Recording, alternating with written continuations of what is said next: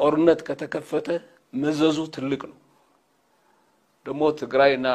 እዚህ አካባቢ የሚደረግ ጦርነት ዝም ብሎ ተራ የሰፈር ግጭት አይደለም it is real war ነው የሚሆነው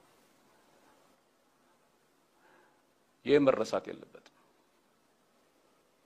እኔ ለማስፈራራት አይደለም እናገረው የኢትዮጵያ ህዝብ ሁኔታውን እንዲያውቅ ነው እዚህ አካባቢ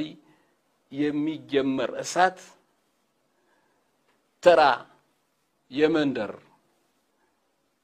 ተራ ያካባቢ የክልል ግጭት አይሆን full fledged ጦርነት ነው የሚሆነው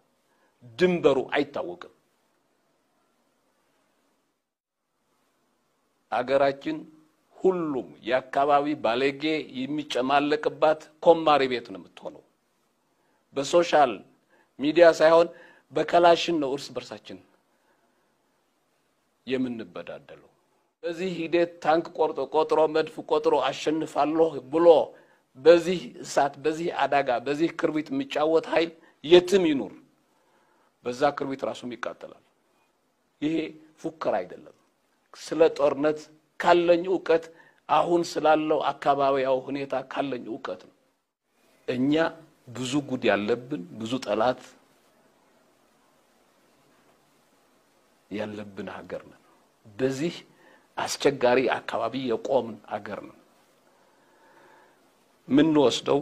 ምን እናገረው ምን እናደርገው በደንብ የታሰበ